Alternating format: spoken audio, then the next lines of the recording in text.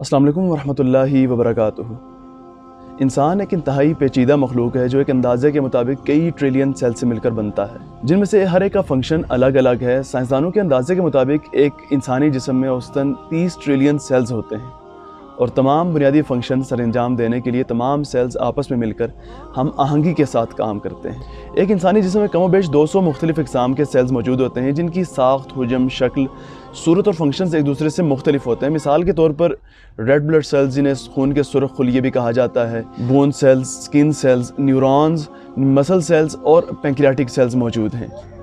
ये इंसानी जिस्म में पाए जाने वाले कमोबेश 200 खुलियों में से चंद एक खुलिये हैं, जिनमें से हर एक का फंक्शन अलग अलग है और ये तमाम खुलिये अपने फंक्शंस को सरअंजाम देने के लिए एक दूसरे से हम आहंगी के साथ काम करते हैं। इन तमाम खुलियों की ज़िंदगी का भी एक मखसूस अरसा होता है, जिसके बाद ये खुलिये मर जाते हैं और उनकी जगह नए ज़िंदा खुलिये ले लेते हैं।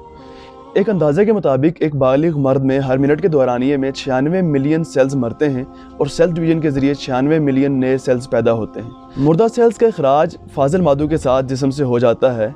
जहाँ इंसानी जिस्म इन लातादाद खुलियों की रंगीन कायनात पर मुश्तमिल है, वहीं इन कई ट्रिलियन खुलियों में से सिर्फ एक खुलिया अपने वजूद में कायनात है।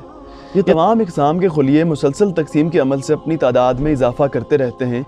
इस तकसीम के अमल को माइटोसिस कहा जाता है। इसके 5 मरहले होते हैं और इस अमल के दौरान सेल ग्रोथ नहीं होती, बल्कि तमाम तर तवानाई सिर्फ इसी अमल पर सर्फ होती है। इस तकसीम के अमल में DNA भी तकसीम होता है, जिस पर तमाम मालूमात कोड की शक्ल में दर्ज होती हैं और ये कोड 4 केमिकल बेसिस पर मुश्तमिल होता है और एक इंसानी DNA में 3 बिलियन केमिकल बेसिस होती हैं और इन केमिकल बेसिस की तरतीब एक उज़्व बनाने और उसे कायम रखने के लिए इंफॉर्मेशन का तयन करती है, जैसा कि हरूफ तहज्जी के ख़ास तरतीब अल्फाज बनाने में मदद देते हैं।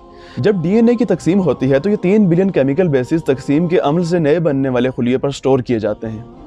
इस एक DNA पर मौजूद मालूमात को अगर अहाता तहरीर में लाया जाए तो लाखों सफ़हात और हज़ारों जिल्दों पर मुश्तमिल एक सकीम इंसाइक्लोपीडिया तैयार हो सकता है। इन इंफॉर्मेशन को दूसरे DNA पर मुंतकिल करने में महज 20 मिनट का कलील वक्त लगता है।